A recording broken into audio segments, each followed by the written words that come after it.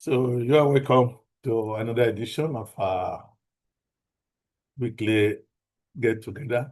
We make a short presentation, after which you also have the opportunity to ask questions on what you have been practicing when you face issues, when you face challenges. So we are here to think together and see how we can all move further and benefit from this unique technology that is taking the world by surprise. So it's no more a science fiction. It is here with us everywhere you go.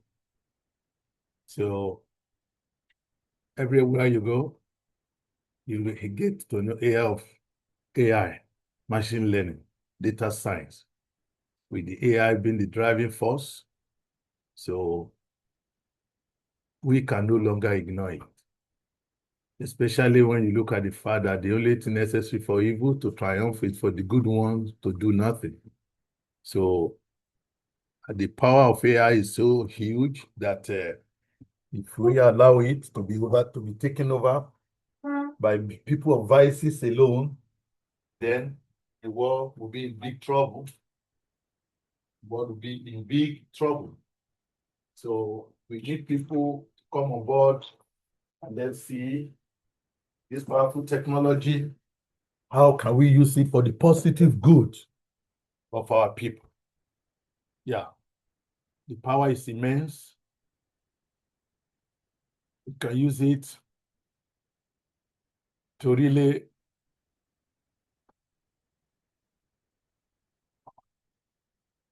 do a great deal of things. I use it to do a great deal of things. So, and that was why we had this series. I will refer us to it, especially for the sake of those who joined us recently. So you can check out this in our YouTube channel, the impact and importance of artificial intelligence and machine learning. I call it, the series is called Why You Can No Longer Ignore AI and Machine Learning. So it's a must watch. It's a three-part series, part one, part two, part three. I want to believe by the time you are done watching that video, you yourself will be able to have a clearer vision of how you can take advantage of it in your own area of interest. The unique thing is, irrespective of where you are from, social sciences, medical, environmental, engineering, just anywhere, you can relate with what you can use it for. Come back to that one. So we're going to continue with what we call how to learn machine learning and data science faster and more productively. That is how you can get to understand it. This is the essence of this series. Under our important clarification series, so with the theme of making AI and machine learning accessible to people, this is what people call democratizing AI, making it accessible to everybody. We don't want it to be, if you are wealthy, you can pay for the cost, you can pay for the courses, then you can learn AI. So if you cannot pay for it, then you cannot learn it. No, this is why we have this kind of opportunity. It's free. Everybody is welcome. Everybody is welcome. And even outside the normal time, when you have issue, you are free to also reach out to us. It's a little way of giving back to the community. It's a community service, so that we all, irrespective of your financial capacity, you can have access to AI knowledge and be able to use it in your own area of endeavor. So also, I've seen people, then they got hold of AI, they want to abandon their profession to go to AI. I said, no, you don't have to abandon your profession. Otherwise, you'll be neither here nor there. Learn AI to see how you can use it in your own area of specialization. That is the in thing, because that will give you a lot of leverages.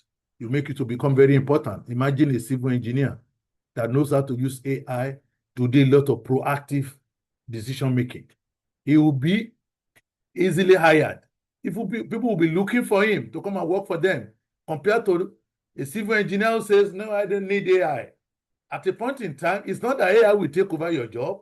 The engineer counterpart that knows AI will become more marketable than you, that you refuse to embrace it.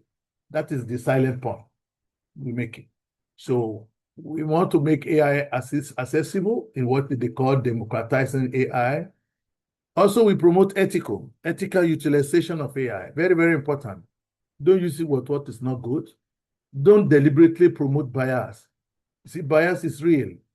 If you want to build a model and you are training the model using data, for example, I want to build a model that can identify criminals. But all the data sets are used for that model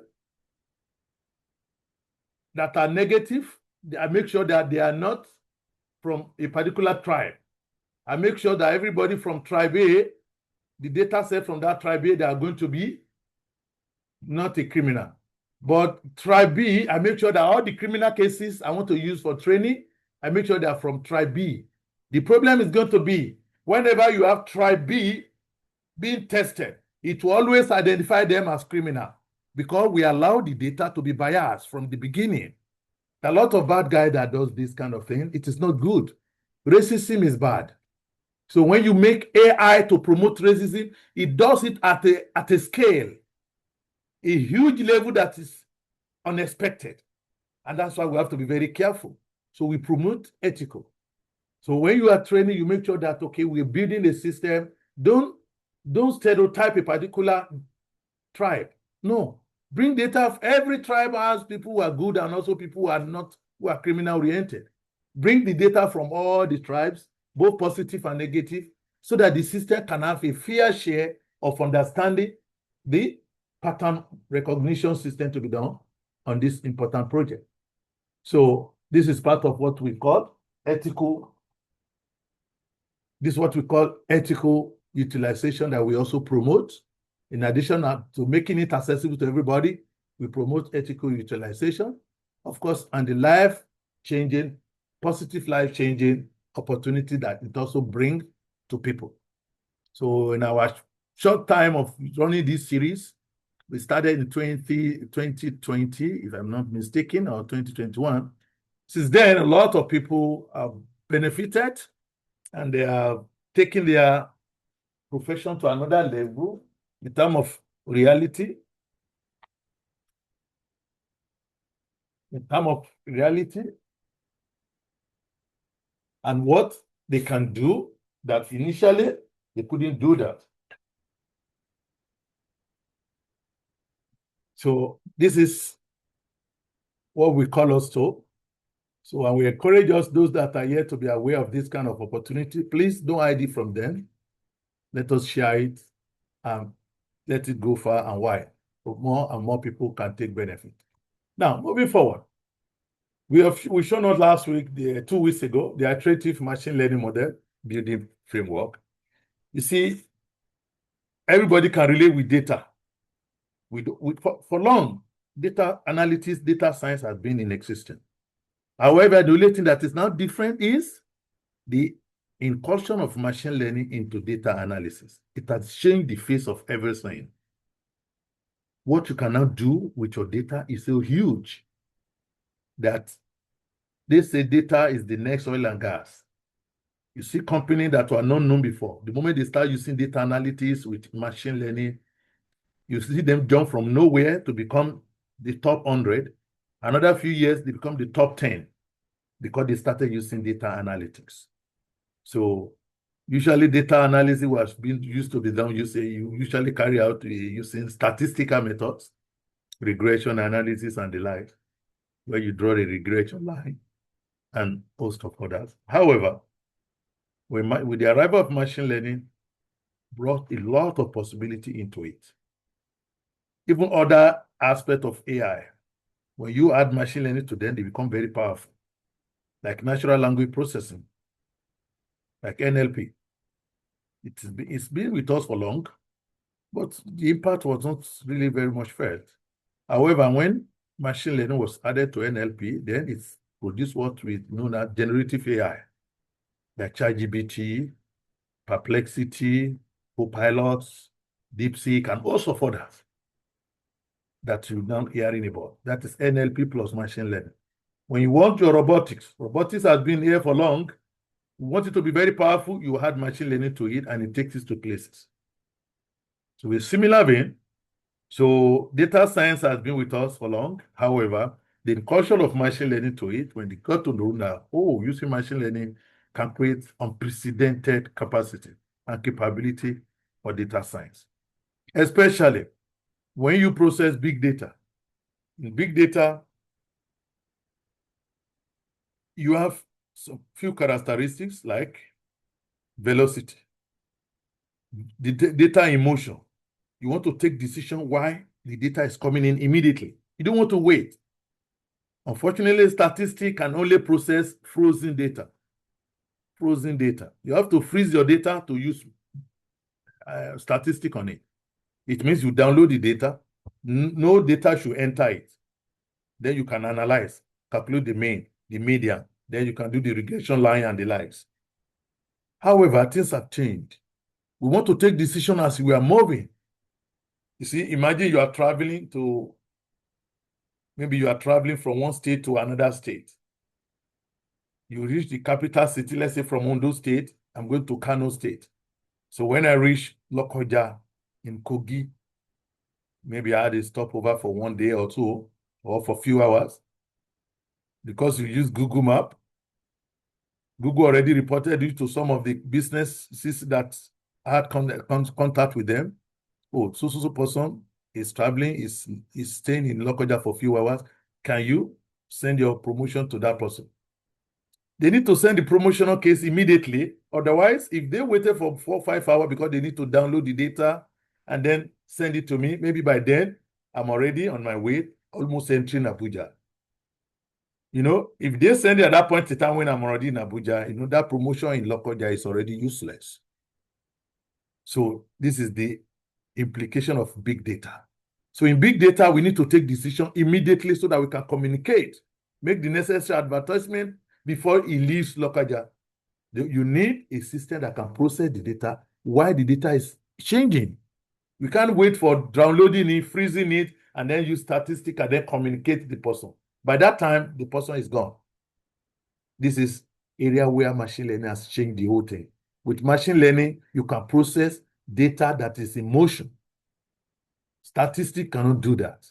And that is why today, when you talk of data science, people start talking of machine learning. Some people are confused that they say data science is the same as machine learning. No, they're not the same thing. Data science has been in existence for long before the coming of machine learning. Machine learning is a tool. Just like when data mining started, they were using other methods for data mining until machine learning came in and then it changed the whole stuff. Whatever you add machine learning to, it pushes up to the best of its own best. So that is why when you look at the topic, we say how to learn machine learning and data science faster and be more productive, as the case may be. So once you have your data, always remember this iterative principle. You have your data, get it ready in an Excel file, do the modeling first. The data may not be perfect, that is fine. Do the modeling, check the performance. The performance is not okay, yeah, go back, do it more. Some of the things you can do there will be to check the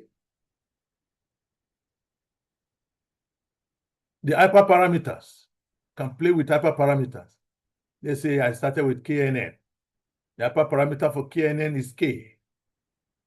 So I changed K from 1 to 3 to 5. I remember there's a project I was taking some student few days ago on Thursday specifically. So we use this KNN for preemptive maintenance of pumping machine in process industry. When K was 1, we got like 97.1. When we change K to become 3, it moved to 97.467. We change it to 5, it moved to 97.2. It means it started reducing. We made it 7. It also changed to 97 until we moved to 11. At that point, we got 97.0. Then you can see that it made a curve. See, from 91.97, it moved to 94.46 and then started coming down. So we identified this point as the best hyperparameter value for K. So we can then run our model using that hyperparameter so that we are now having 97.467. These are some of the stuff you can do in this first iteration level. It's closer, it's very close here. Sometime 97.467, maybe we can get more. Do the other hyperparameters like distance measure, you see Euclidean distance and also for that. Otherwise, after checking all the hyperparameter for KNN, this is what we can get. This is the best thing. But I don't want to give up yet. I want to improve it. So I go for decision tree. Another algorithm again. I run the performance, I run the modeling, and I check the performance.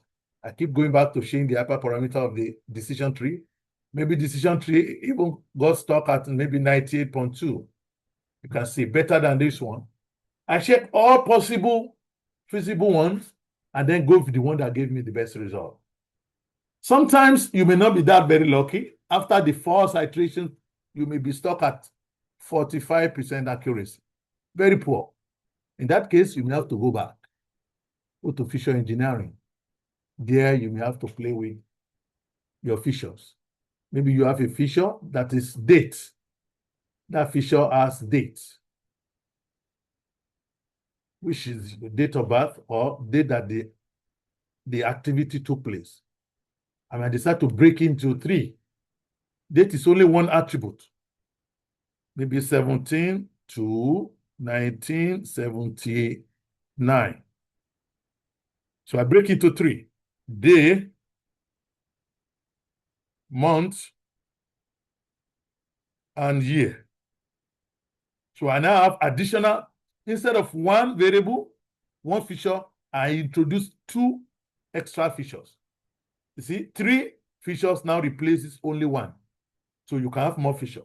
This is what we call feature engineering. It's what we call feature engineering. Sometimes you try to manipulate the feature. Maybe you get better results. Maybe, maybe not. After that, you may get better results. You may not get better results. You may have to go back to where you started. This is feature engineering. This is the essence of this. What we are looking for performance improvement. Go back. Features, sometimes we may have to remove some features. We do feature selection, and we found that some features are just there. They're not necessary. There are some feature selection techniques we use. We remove some features. Sometimes we may do, then you go back again and do your modeling, check the performance. If you're okay, good. Otherwise, you keep going back. Sometimes we may have to go back finally even to the beginning. Data preparation. Maybe you actually took the wrong data set. Maybe you have to go back to those people that prepared the data set. Maybe you can get some very good data. Sometimes some data set that could be very, very messy, dirty data. No matter how much of cleaning you do, it doesn't get better because you are using the wrong data for a wrong problem, for another different problem. So you may have to go back and do data preparation from the scratch. But before you conclude that, you have to try so many possibilities. You need to normalize your data, normalization. You need to do the log to base 10 of the data. Try different pre-processing methods. There are so many, and then be able to conclude. The most important thing we do, people, is whenever you carry out any activity, note them down. That is why we do recommend what we call multi-channel pipeline. Multi-channel pipeline. See, in the past, people used to talk of a pipeline, a single pipeline, just like oil and gas pipeline or water pipeline, where you set up a line, just put your data inside it, it will do many operations. Normalization is here, missing value treatment, outlier treatment. So many preprocessing methods are there. Finally, modeling is done, and then the result is there, and then you get whatever you have. We don't promote this idea anymore because it may lead to what we call data mutilation. Data mutilation. You do so many preprocessing that you already lost important part of your data. So miss it because you clean. Just like when you clean your clothes too much, what happened? That clothes may be spoiled. You clean your clothes first time, you clean second time, because there's a stain. You think there's a stain in that cloth that doesn't go. Instead of for you to focus on that stain and use something to clean it, you kept cleaning the entire, you put it again in your washing machine, it doesn't go. You put it again, by then you may end up destroying that cloth. That is exactly what happens when you do too much preprocessing that are not necessary. You see? And that was why we came up with this, the book that we refer to as Let the Data Speak. Let the Data Speak, which promotes the concept of multi-channel pipeline. In multi-channel pipeline, what you have is you have different channels in multi-channel pipeline. So I run my data with minimal preprocessing, maybe even no preprocessing. No preprocessing.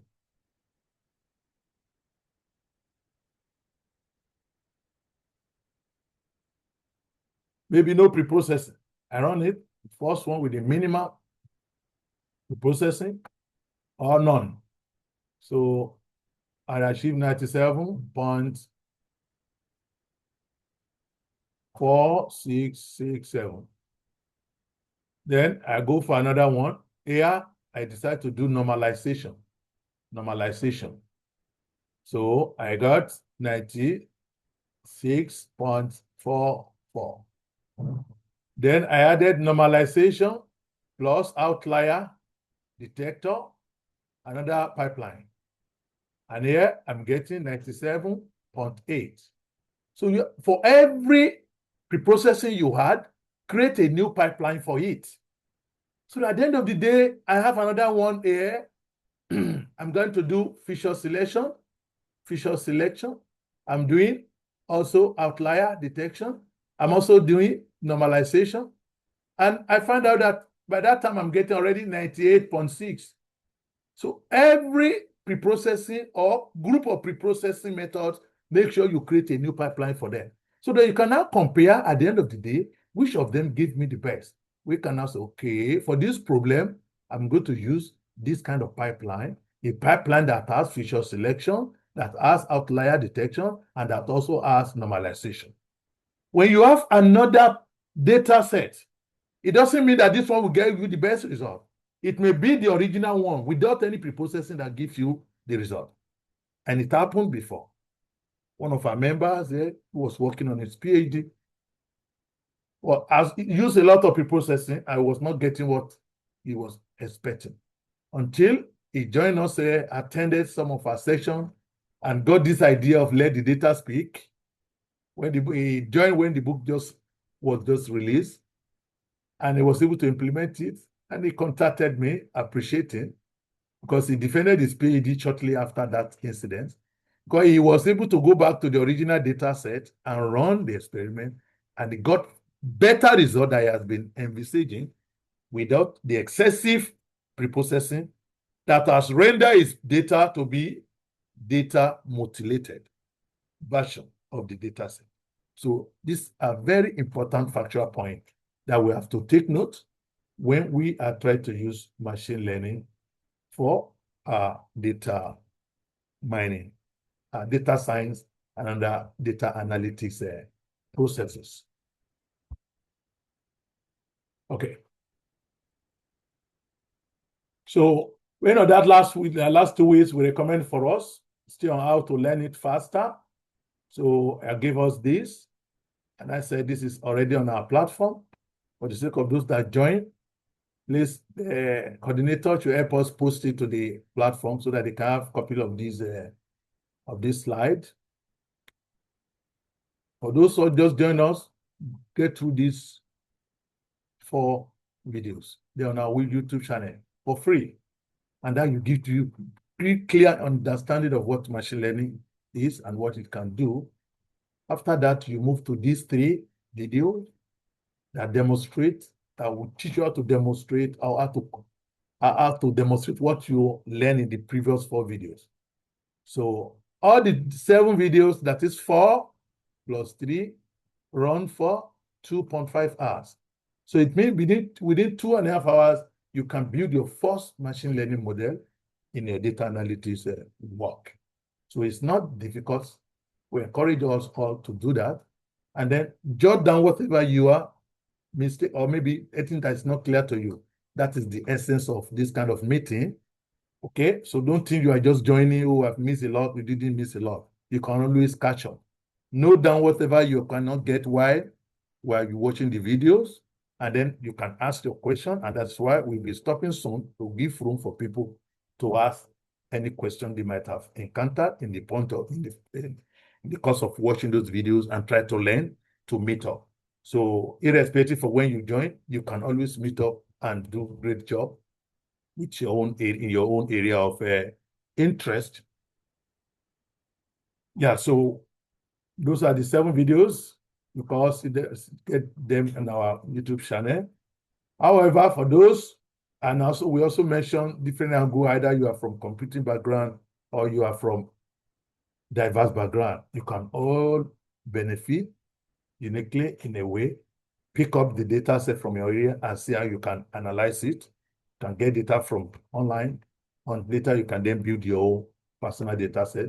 For computer science people, look around, see where you can help people to implement data science solution for their problems. They need you. They are looking up to you so that people can benefit from your wealth of experiences. So this is the one I call the modified iterative machine learning model that shows just things I was discussing before. When you go in the realm of system, just one back for performance measure improvement. These are stuff you can do. You can do hyperparameter optimization, changing algorithm, making ensembles, and also further. But don't go to ensemble yet. Try simple algorithm, and then go back again and go here and do feature engineering, transform, normalize your data, log transform, discretize, construct new attributes, convert text to numeric features. Sometimes also you can clean your data more, undo missing value, outlier treatment, identify and reduce noise, remove duplicates, and so many others. Data consolidation, data reduction, like feature selection. You can use PCA, principal component analysis, to transform your data. However, before you do all these things, don't forget to avoid data mutilation. First of all, use your data set as close to the original as possible, so that you know that sometimes the original data set is working, but because you had this mentality that you must do so many pre-processing, you ended up destroying the data set and using fake data. A lot of people already fell for this. Don't fall for it. That is the excess of knowledge and experience. Always use the principle of let the data speak. If your data can speak clearly at the original form, why do you need to mutilate it? Wasting more time to destroy the data. No need. So start with the original data set and only go for deeper preprocessing when it becomes necessary. Things should be done based on necessity, not because people already established a particular pipeline that I must follow. No, use the multi-channel pipeline idea. There can be several pipelines, the one for original data, the one that has normalization, another one that has outlier, another one that has normalization plus outlier, another one. You have different pipelines. There's nothing wrong in that. So you can compare the result and choose the one that works for you the best. So, and we always say, always let the data speak. Start with raw data set before applying too much preprocessing. Always use the iterative process idea we just described. Remember, machine learning is not a dogma. So try different algorithms and options. Yeah. The fact that support vector machine work for your friend doesn't mean it's going to work for your own data. You have a different data set. So try different algorithms. That's why we say machine learning is not a dogma. Dogma is something that doesn't change. God is only one God. It remains like that. That is a dogma. It continues to be like that. You can't change it. It doesn't change. Okay? So unlike machine learning, no. Sometimes it works, sometimes it doesn't work. So you have to try different algorithms. And of course, always let the data speak. Don't destroy your data. Don't force your data to what you are expecting. Let it tell you the way it should be handled. And you take the next step based on what you can deduce from the data model outcome so far. This is where experience matters. So when you are a newbie, you are just starting, you need somebody to mentor you, to guide you. And that is the essence of this kind of weekly gathering. So you can bring up your questions, bring up anywhere, any area that you are working on and you are facing some challenges. Let us solve them together, as the case may be. And the same thing for those people who just join us, that's an opportunity for you. You can get our book here, Let the Data Speak, a new book recently, still online version, or very soon the hard copy will be produced, will be launched. So you can get it from that link. The same 7 videos we told you that machine learning made simple. So for those who don't like to go to YouTube for videos, you can get them from Selar.com. That is it's there as a course. You can also get them from Udemy, Udemy.com. You also have the course there. For those who don't want to get it from YouTube, you have the option of that. And we also have another one for us, how you can write machine learning-based research papers, especially for those people interested in publishing. Irrespective of your background, either you are in academics, gone are the days that it's only academics that are publishing. A lot of companies now, they want PhD holders who can publish so that they can work in their R&D, research and development unit, which is becoming bigger and bigger every day.